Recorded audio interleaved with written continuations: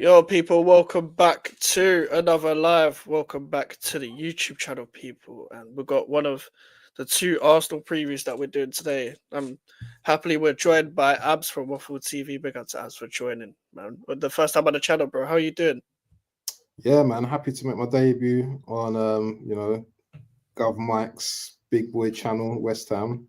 It's nice to be here, man. Nice to be here. Yeah, man. It's good to have you on as always. But yeah, listen, people, make sure to leave a like on the video if you haven't already. If you're watching this on the playback or live, and subscribe if you are new on the road to 1K subscribers, people. And Abs's channel, his link is in the title, people. So give him a sub. Give him a sub.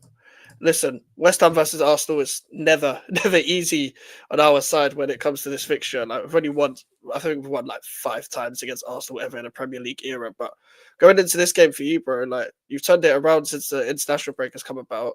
Two wins in a row. How are you feeling going into this game?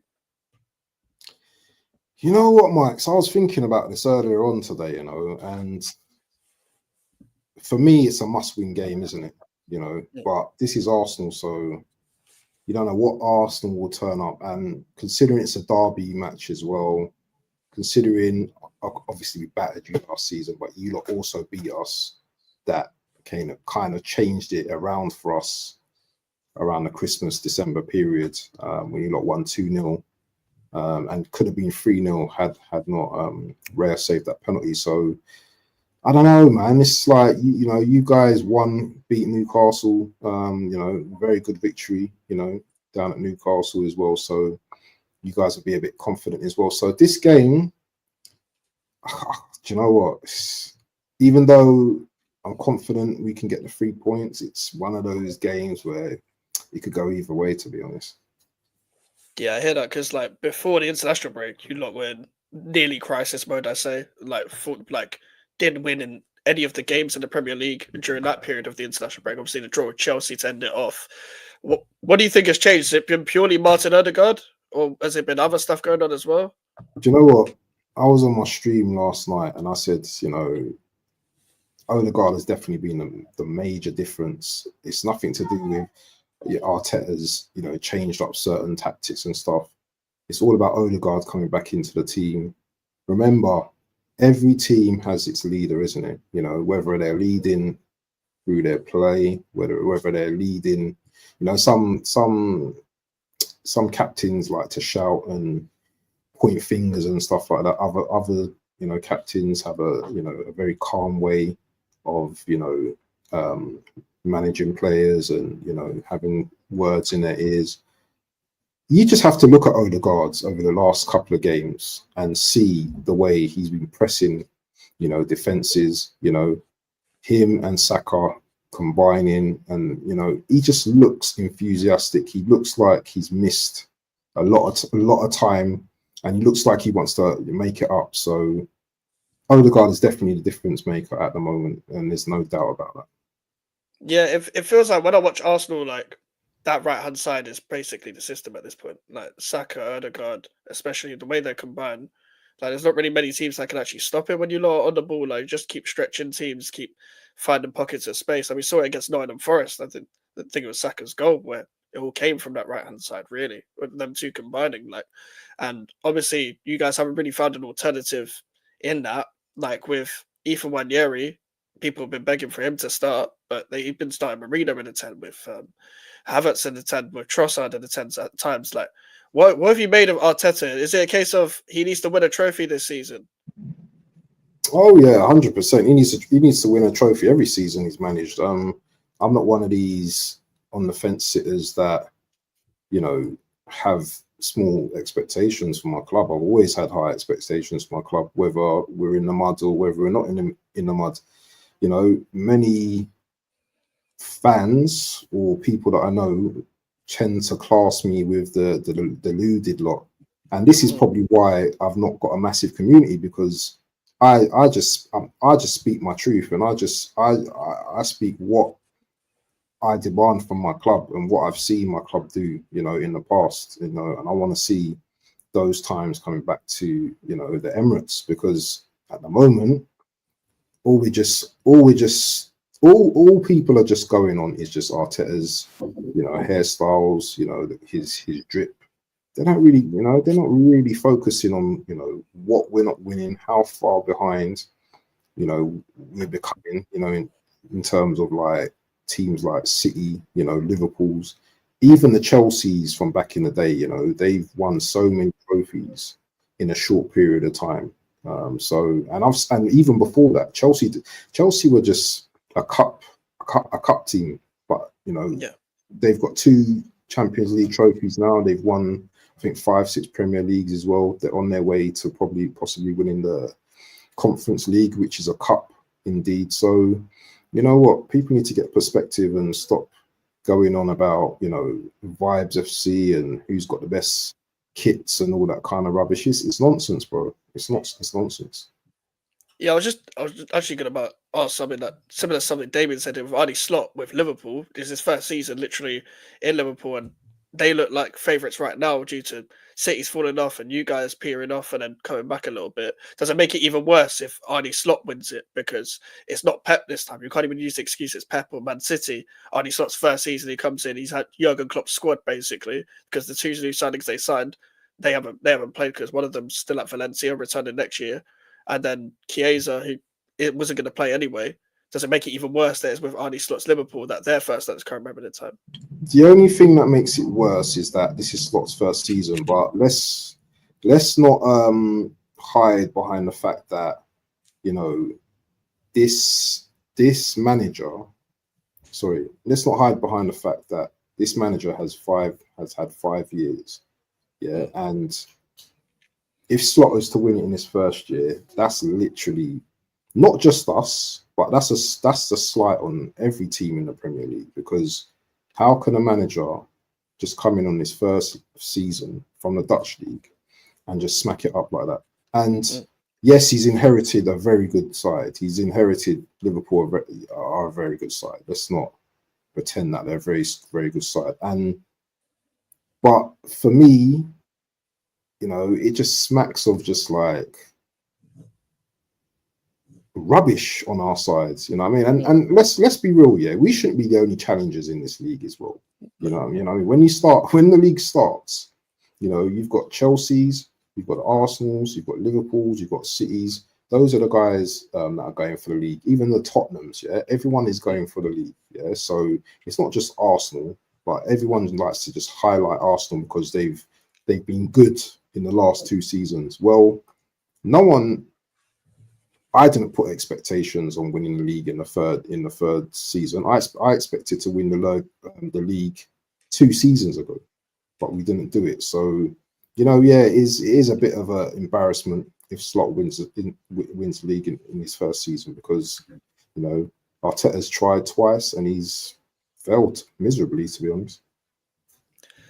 Yeah, there's always been a debate ever since Arteta's come into the job. Obviously, he was a rookie in the first place when you guys hired him. It's coming up to literally 5 years at this time of year where he signed, where he was appointed at Arsenal. Like David Moyes was appointed at similar time. I remember at West Ham at the time. Like when it comes to Arsenal this season, obviously you guys had that transfer window: Calafiori, Marino, Sterling. Do you look back at that as almost the catalyst that's like we could have done better, and that's a push yourselves forward, and thinking that you maybe should do better for a team that's trying to challenge for the league or trying to win the league? Basically, this is your 3rd season challenging at this current moment in time. Do you think you should have done better because you've had a couple injuries and maybe the players that have come in haven't maybe done the job, or maybe Arteta just doesn't trust them in general? Well, this is a big problem with Arteta. What we needed, was a straight number 9 forward, a striker, a Gyökeres, who's the guy, Isak. We needed Osimhen. We needed that type of profile coming into the team. But Arteta, with his stubbornness, and I don't think he's great when it comes to having lead strikers. You can talk about Havertz all day and what he's done for the club, but for me, he's not creme de la creme. He's just a basic, number. He's not even a number 9. Let's put it that way. And us going to do business with Chelsea and paying 65 million for Havertz, even though he scored 15, 16 goals. I can't remember how many goals exactly he scored. I don't care. That wasn't good. That wasn't good business. The other players that we brought in, I like Calaflori. I like that type of profile player because he can invert. He seems to be more of a rounded defender, better defender than Zinchenko, in my personal opinion. Timber, I thought that was a stroke of genius bringing him in. He's been decent. Obviously, his first season, he was out with a ACL for the whole season, but he's come back strong and may continue. I'm not really sold on the Marino signing, to be honest. I think it's a bit likey in terms of like Partey and Rice as well. So yeah, and the Sterling thing. Yeah, I was excited to get Sterling on loan, but obviously it's not worked out, as expected so far. But yeah, we definitely needed a striker, and I don't know why Arteta didn't see that. Yeah, for me, it was like, just from an outside point of view, it felt like I understood the Marino signing in a sense, because like, just in terms of the profile wise, because I know originally when Havertz signed, it was meant to be like, okay, he's going to play midfield. I remember him, Arteta, even saying that in an interview once, like, oh, I didn't, this was going to be the Xhaka replacement, which I didn't get at the time, and all of that. But when Marino came in, it was, that almost felt like, okay, we've learned from a mistake. This guy's going to play midfield.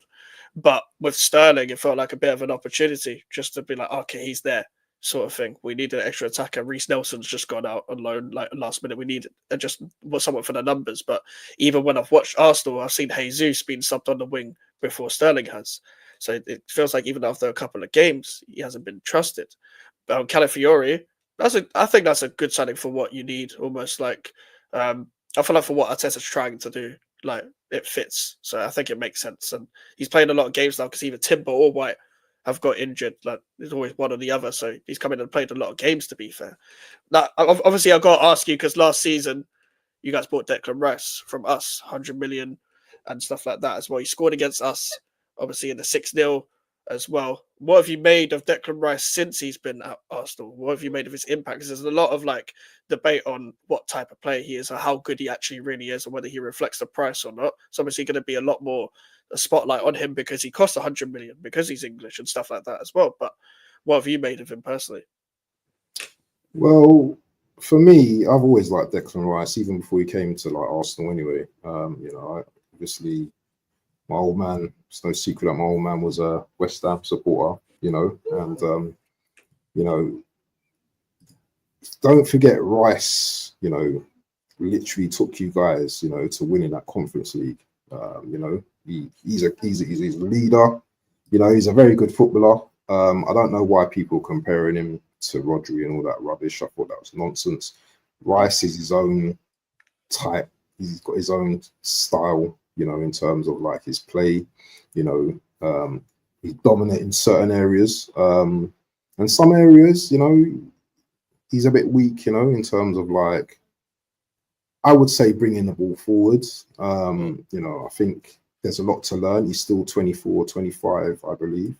So, let's just throw away the 100 million price tag for a moment. Yeah, he's been outstanding, for West Ham, and in his first season for Arsenal, he was one of our best players for Arsenal.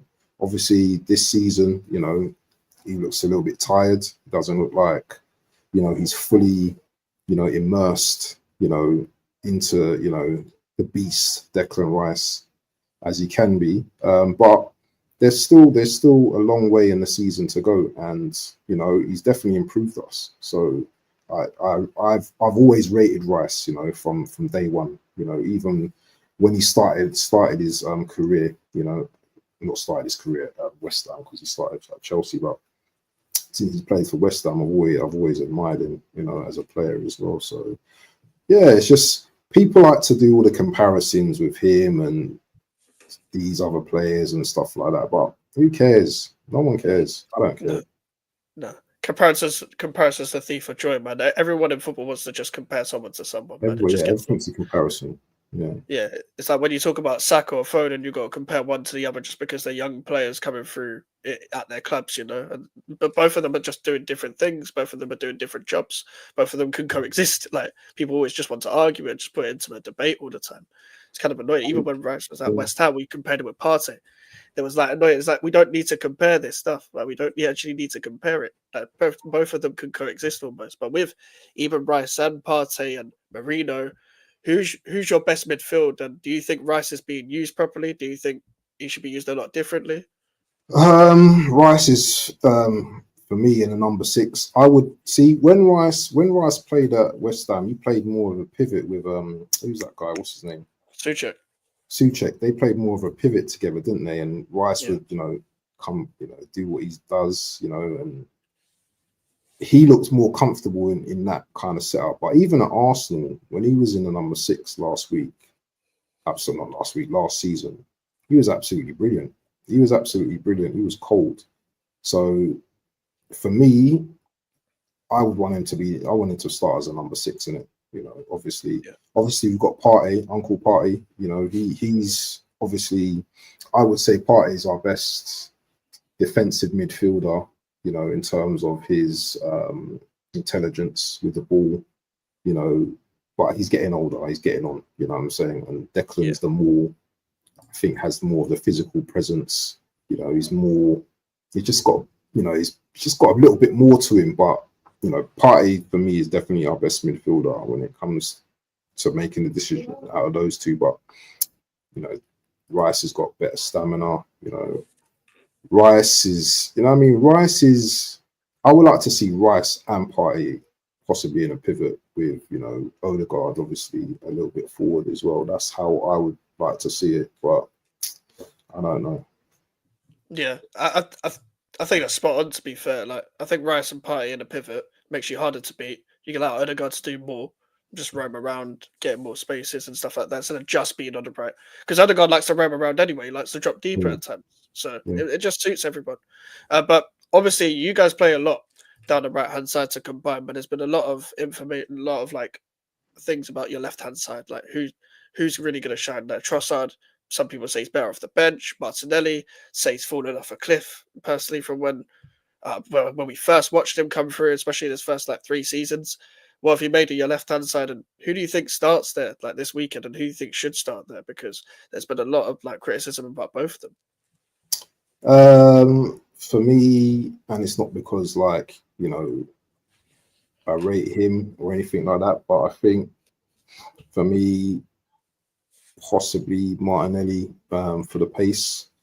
You've got what's his name from Man United, isn't it? Wan-Bissaka in it. So that's a hard task just thinking about that anyway. Yeah. Martinelli against Bissaka. Is he?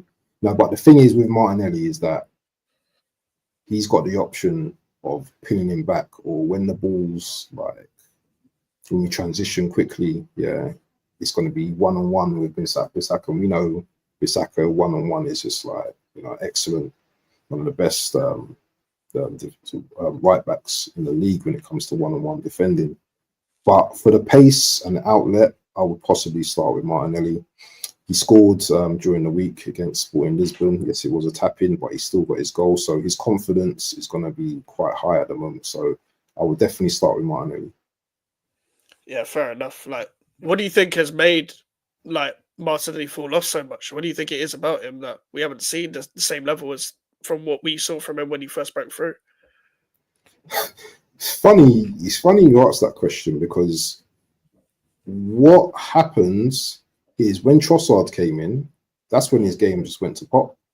His game just went to pot. As soon as Trossard came in, I think Martinelli is one of them type of players, is that he loves, the arm over the shoulder type of thing. And I don't think Arteta's developed him enough, to be that killer, because Martinelli started very good. He started very raw, very free, able to express himself.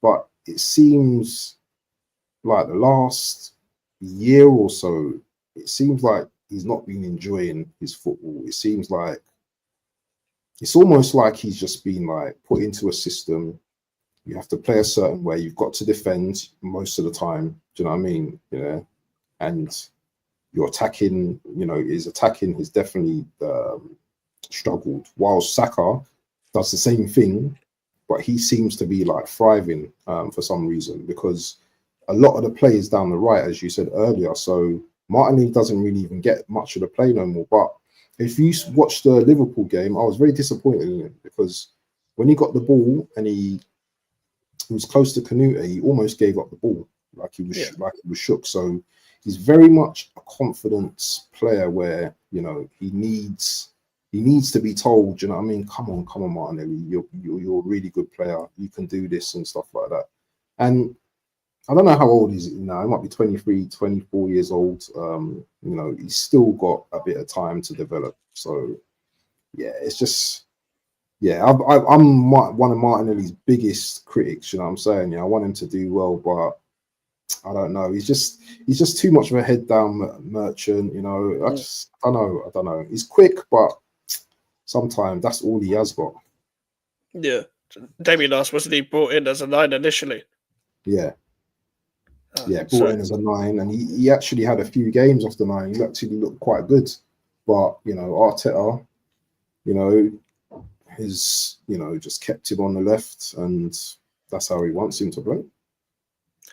Like, that's always come into question with Arteta, as he, like, with the way he coaches, does he actually restrict the talent a bit? Like, when people talk about Pep at Man City, sometimes people think, like, there's certain talented players, like a Grealish, for example, at Man City, like, they play him on the left wing all the time, but he used to be this guy who used to play with freedom at Aston Villa.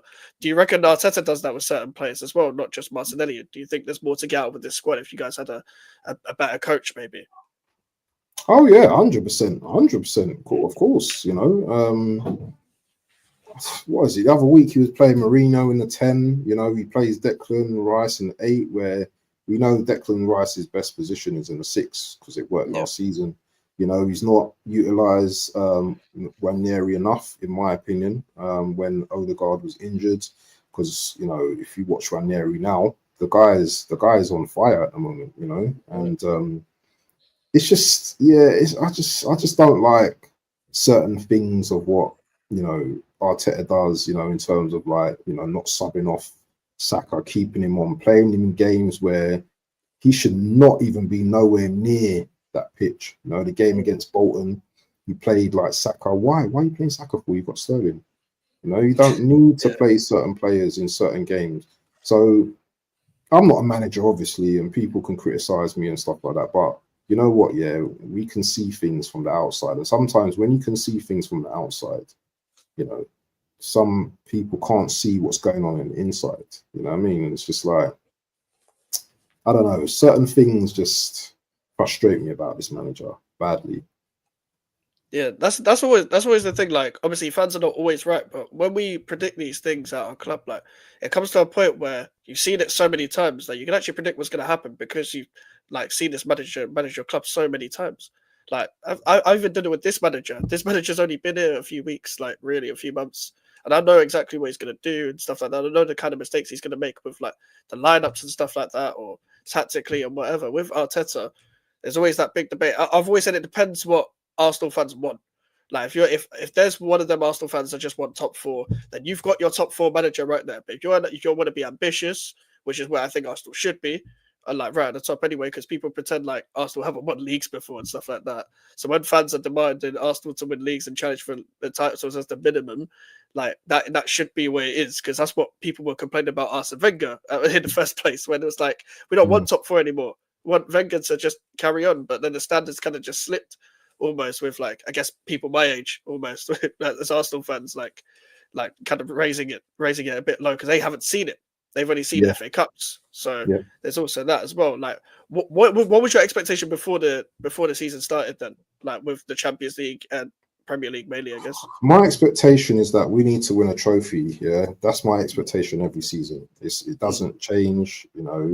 Obviously, I wanted the league this season. More than anything, but that's my expectation every season. It never changes. The league is your bread and butter every season. It doesn't matter whether Man City or whatever, Centurions or whatever. Yeah, I still go into start of the league, hoping that my team could win the Premier League, because that's what it's about. If you've grown up, you know, watching football on the teletext and, you know, just watching games, you know, going to games and stuff like that, yeah, you've seen that even in the old first division, yeah, when we used to watch the first division, and I think you've got early doors here as well, bit of a veteran, you know, he knows about all of that, you know, watching his team in the first division. You want to see your team win the league, the Premier League, whatever league you're playing in. You want to see your team win. So my expectation never changes, no matter how shit we are.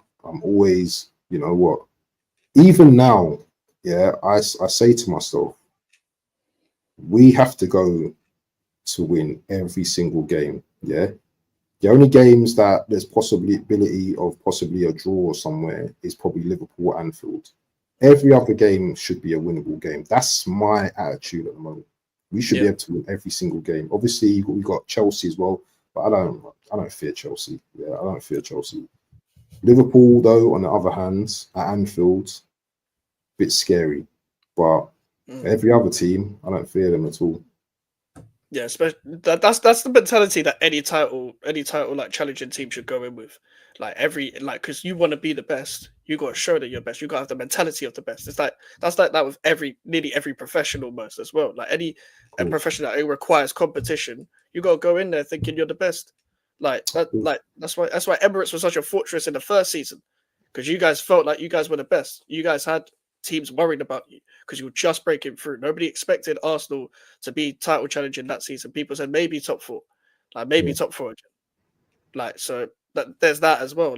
And the thing is, that's why when Man City are slipping, this was Arsenal's opportunity to take that opportunity, man. And I thought even more because City, we've not seen City like this in a very long time. It's been a long time since probably Pep's first season. Because they've never lost 4 in a row under Pep anyway. They've never lost 5 in a row under Pep. Yeah.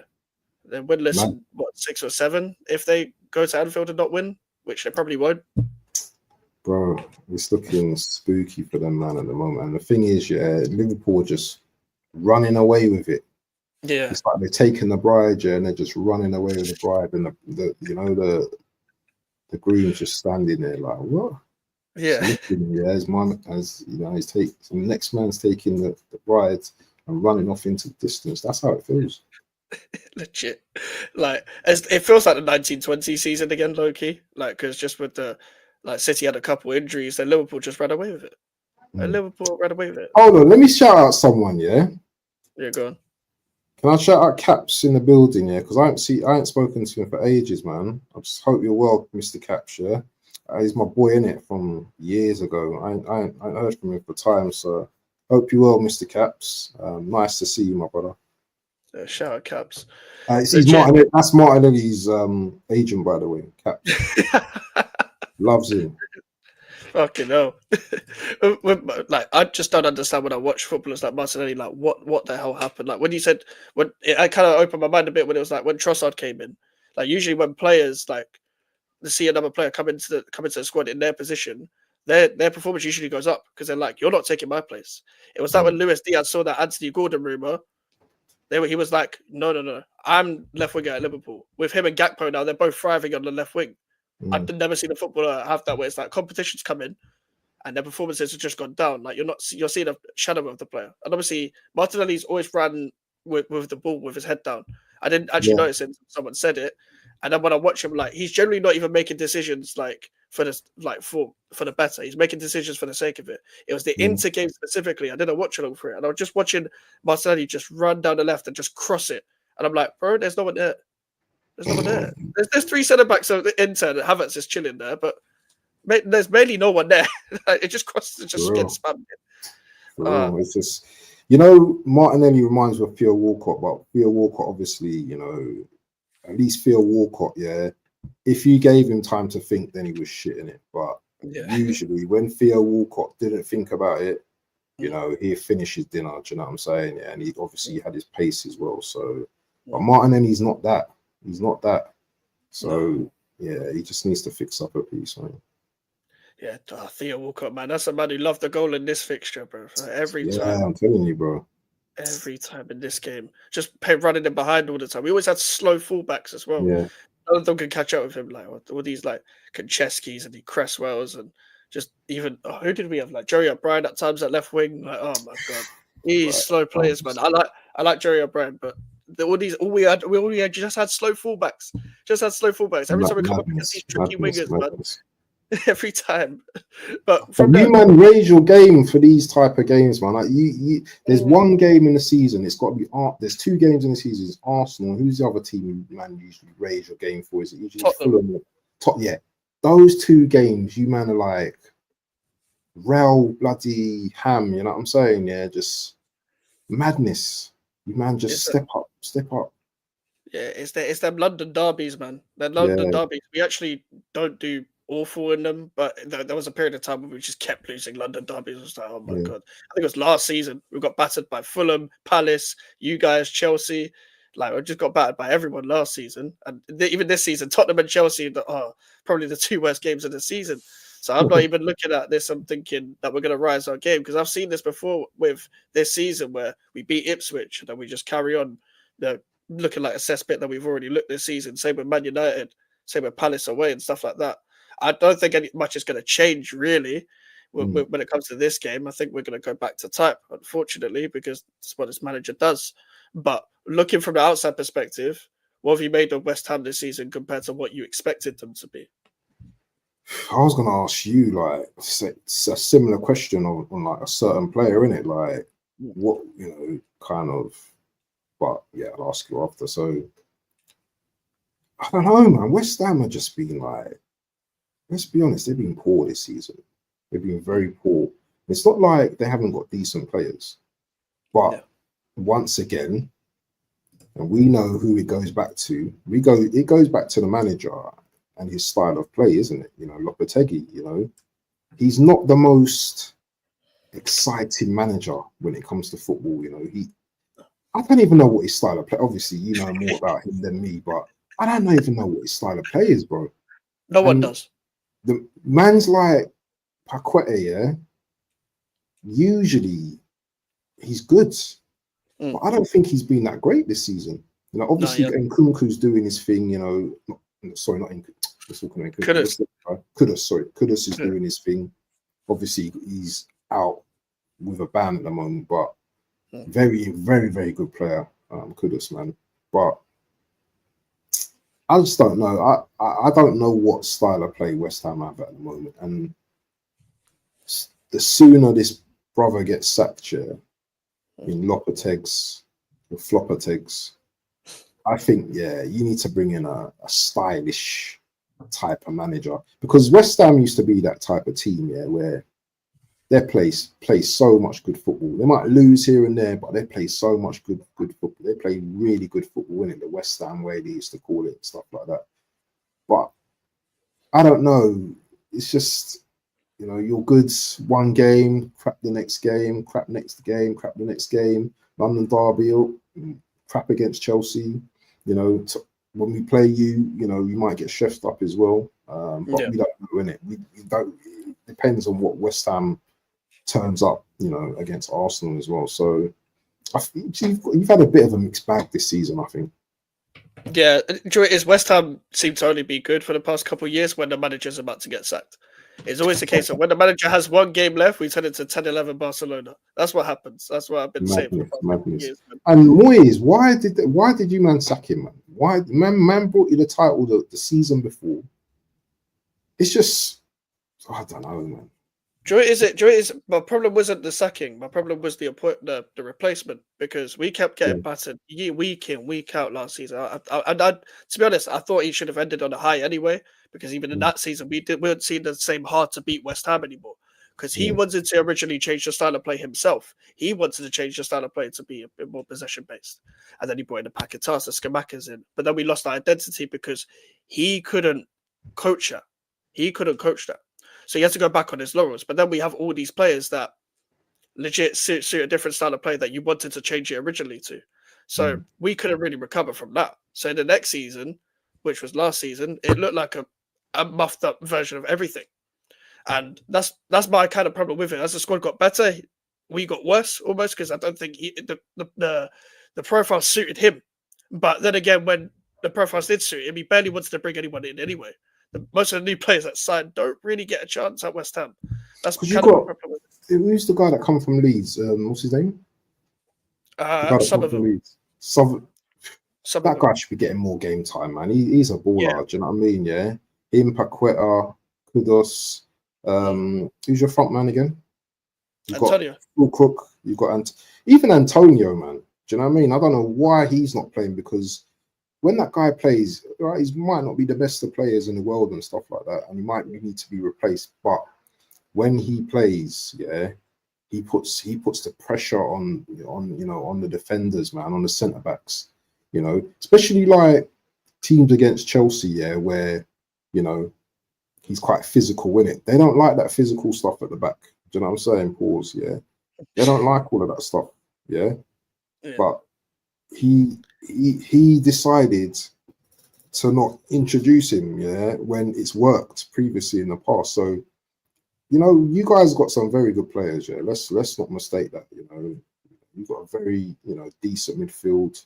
You know, you still got Bowen, who I rate highly. And this is another thing as well. Bowen in the number 9 is not the one, bro. No. You put him on the right-hand side, him cutting in, doing his wavy little skills and all that. You know what I mean? What was it last season? He had an excellent season last season, didn't he? Yeah, he did. He did, to be fair. Season last season. And what does Lopetegui do this season? He puts him up front. You know, bro, so... To be fair, Lopetegui's only put him up front one game, but my problem is when he played him on the right wing, he's played him literally on the touchline. So he's only there to create. You want him in goal scoring opportunities.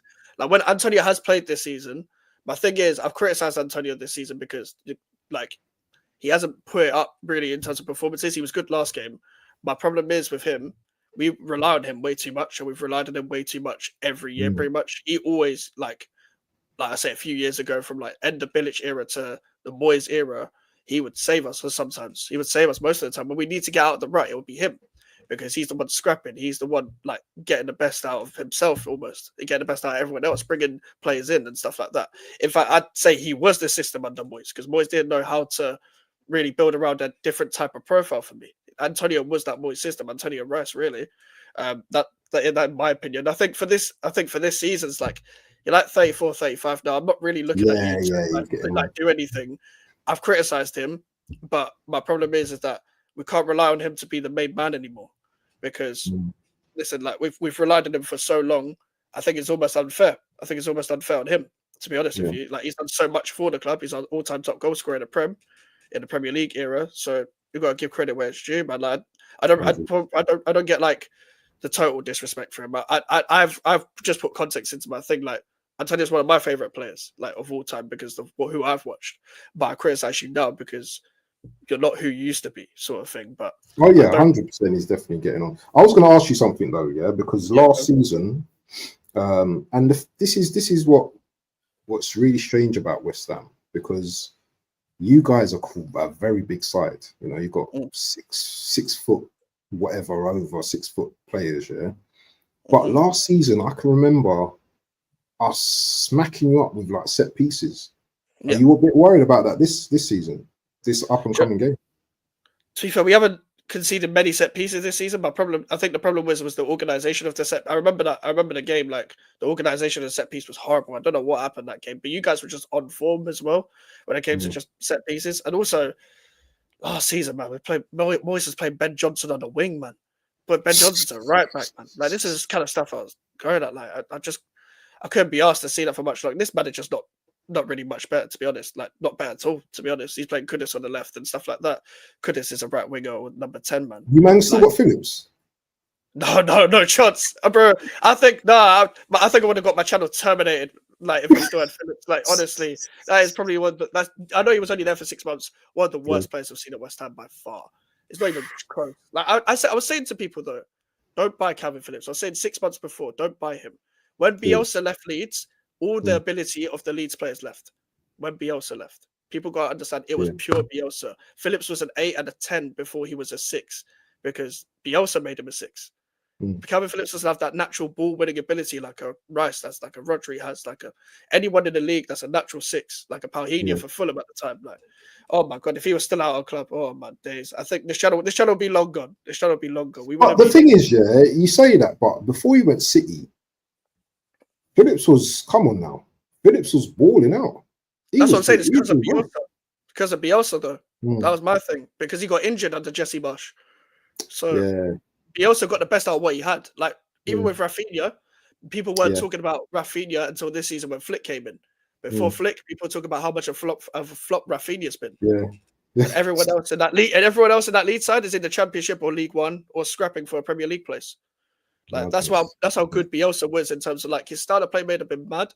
Like it was crazy. I would not want to see that at my club because it's too all out attack for me. But at the same time, you got the best out of what he had. He overachieved with what he did. Like they just had a lack of investment. And Calvin Phillips was one of them players who just like he had too much PR when he was at England, man. It was because like Rice was literally right next to him. The hype was just mad. The hype was mad. People forget Declan Rice was right next to him. He was covering for a lot of it. That's what Declan Rice does. He covers for everyone else's mistakes when he plays in the midfield with them. Like his impact when he plays in the midfield is brilliant. Yeah, man. Definitely. Yeah, man. Honestly. Like, so what's your natural feeling going in towards this game? Because obviously we won against Newcastle, but you guys have won 2 games in a row. You seem like you bounced back after the international break. You've got to be confident coming into this game, surely. Bro, if we turn up on it's Saturday game, isn't it? Yeah. What is it? A 5:30 kickoff? Yeah, 5:30. Yeah. Yeah. If we turn up on Saturday, then it's levels. It's good night, West Ham. Trust me. But if we don't, then it's going to be spooky for us. That's all I'm going to say about that. Because obviously you guys got the West Ham crowd.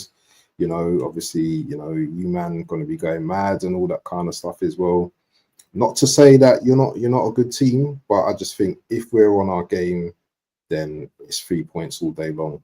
A draw doesn't do any of us any good, to be honest. Maybe you guys will be happy for a draw, but not Arsenal. We need to win this game to, hopefully, because I think Chelsea got Villa in it this weekend, didn't it? So I think they beat Villa, but we need to be on it, and we need to beat you this weekend. So yeah, I'm pretty confident we can go and do it.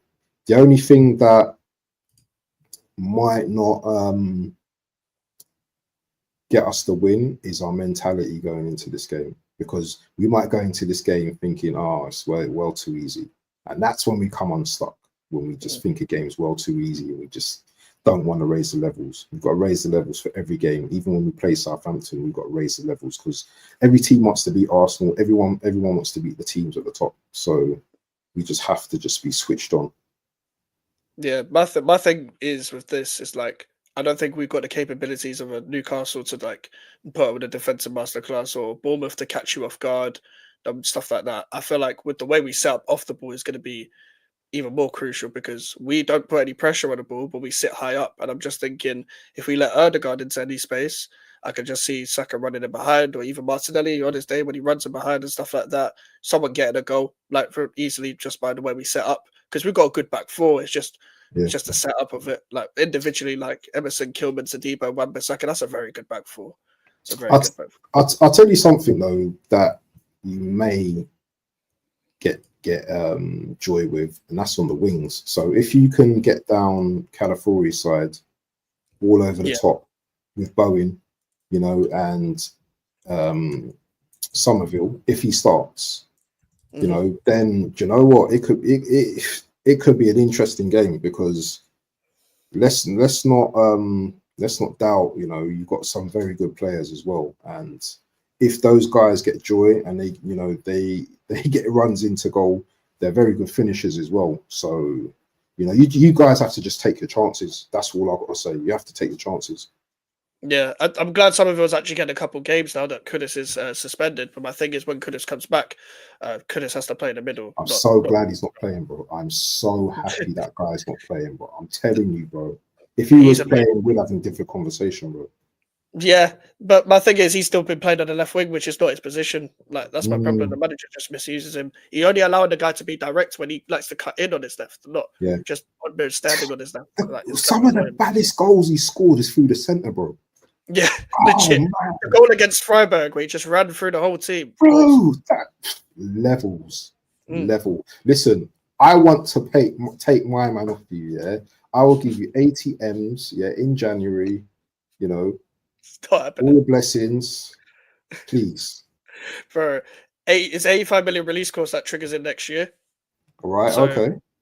so next summer, if you guys are serious, you trigger that release clause. And I'll take Listen, 85 bro. million for goodness any day. He's a great player, but Mm. 85 What million is about fair. Paqueta as well, man? Because Paqueta's not been. I don't know. He don't look happy, man. He doesn't look happy these days. I'll be real, yeah. I think part of it is the manager, and yes, maybe part of it is the whole betting thing. But my whole thing is I don't even see the guy dribble anymore. I think he's better when he plays deeper anyway, or in a three-man midfield, not just the number 10 just roaming Yeah, about.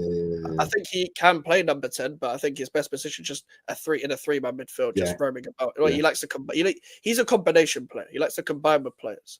Mm. That's why on the left wing it semi worked with Emerson, like, but we needed that third man runner just to help them too, so we could all just combine together with a proper left winger. We've got that Mm. with Somerville now. That's Yeah, what. That's why I said just go all out and just play Paquetá and Kudus both in the middle with a sitter. Like we don't have the greatest of sitters right now. Like Guido Rodriguez is okay. Like mm. he's a bit slow, and Yeah. Alvarez has just been a bozo this season. Got a red card in the same position twice against Forest and Liverpool. So I wouldn't necessarily play him, but for what we have, like to be fair, Soler, Souček, and Paquetá should be the midfield on the weekend because they played really well against Newcastle. All of them, they just roamed around and just combined together really well. But Mm. with Paquetá, he doesn't even dribble anymore. That's my kind of problem with him. Like he's too selfless. When you're in the shooting position, just shoot. It's like sometimes I don't get when some people complain about that vertigo, but Paquetá does it the most. Whenever he's on the edge of the box or in the box, he still wants to pass it to someone. He's got the technique, bro. He can. Exactly. He's got a sweet shot as well.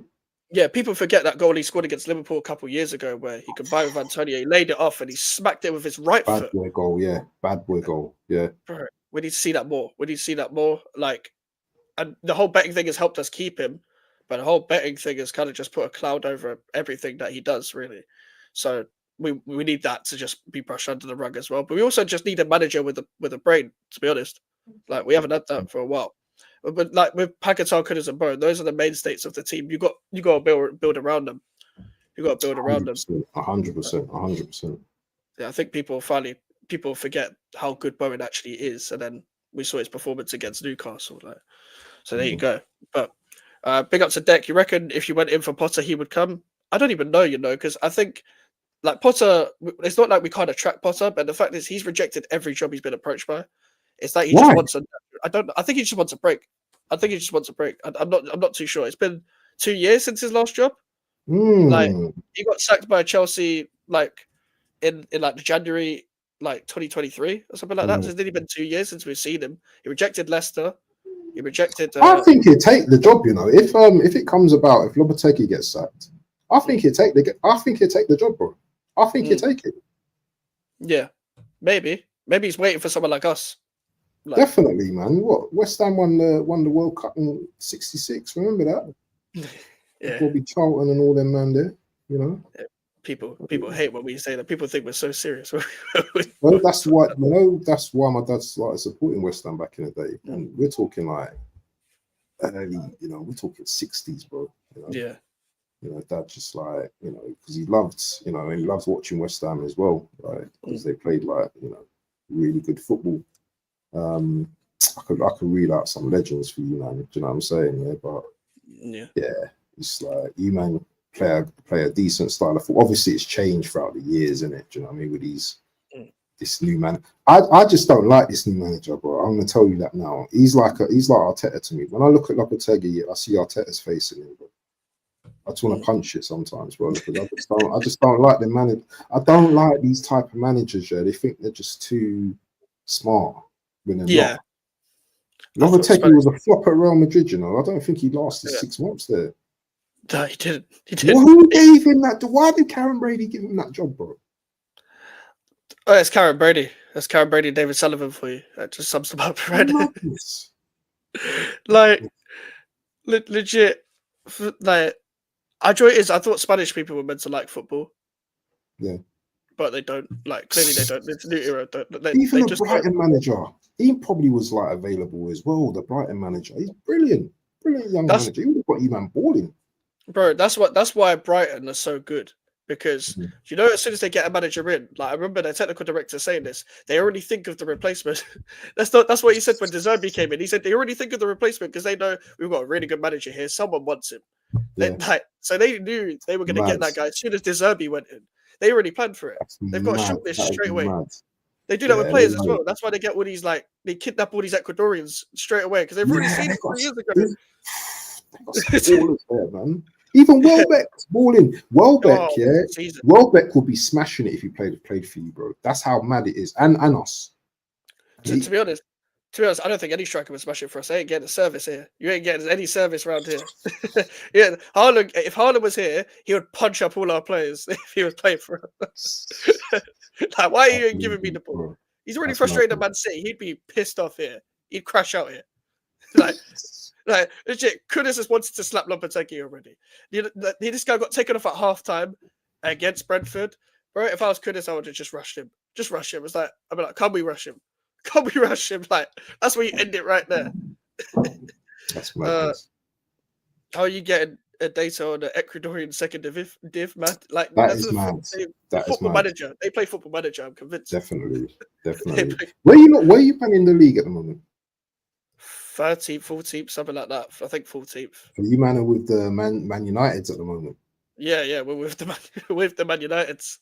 Whoa. That's mad. Man United fans have been talking a lot, and you're still just above Lopetegui. You're just above Lopetegui. Like Amorim ain't saving you like that. I can't lie. Yeah, Welbeck's on the youth juice better now when he was in the youth is a legit madness. You know what?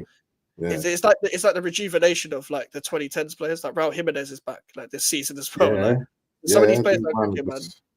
They're over 30 and durability, bro. That's it, man. These man, do you know what I mean? Because they've had a lot of injuries in it, so you know, obviously they've overcome their injuries, so they're just giving it their all now, innit? Do you know what I'm saying? So it's good. It's good to see as well. It is rejuvenating to see these type of players, you know, getting their flowers. But even like you know, Reece James as well. He's injured again, out for a month. I don't know if that guy's gonna come back, man. You know, I don't know if he's going to come back. No, I'll be honest. He already looks like a shadow of himself, just because they literally instruct him not to run as much anymore because of his injury. But for Reece James to play at his best, he's got to be flying. He's got to be flying down the wings, like because he's a great crosser and a great defender. Like he could have been. He would have been one of the best right backs in the world if he just 100%. By far, like it's not even close. Would have been England's mainstay for sure. Like not many people get past him. Not many people get past him. He just put his hand there, and then no winger wants to take him on. He used to be brilliant. He used to be brilliant.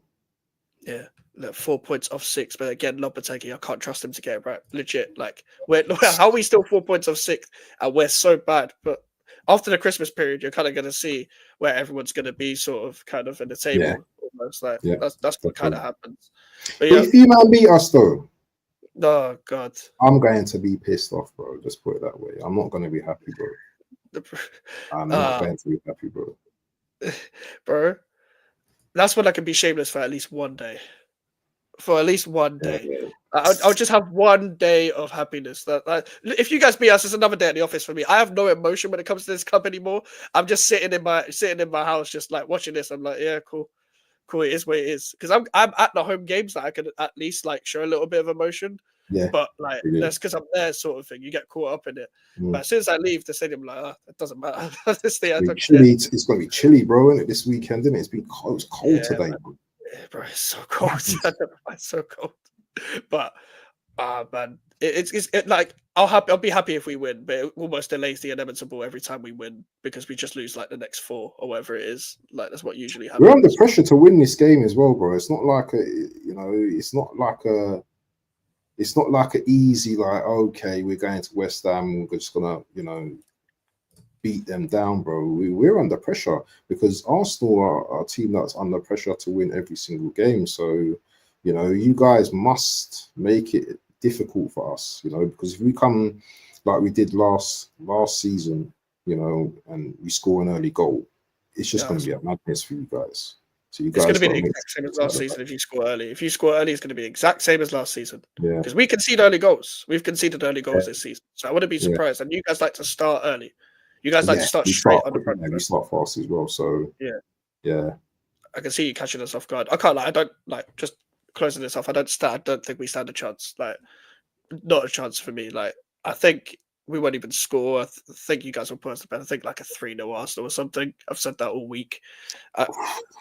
I just don't think we turn up, bro. I just like I know we haven't lost a home game since the Chelsea game, but that doesn't really mean much. One of them was a draw to Everton.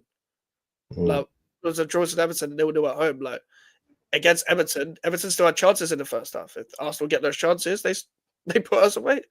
They put us away. Thing is, though, if we don't score like in the first half, yeah, then you man are gonna have belief in the second half.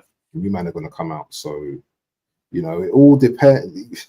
This game, yeah, as much as I'm saying Arsenal, you know, must and they must turn up. And if we do turn up, yeah, we can turn you over. There's also that element as well that if we don't turn up, yeah, and you guys get a little bit of confidence, it could be a long day for us. It could be a very long day for us. So yeah. There's always it's just a hope that kills you. That's why I don't have any. That's why I don't have any hope in these games, man.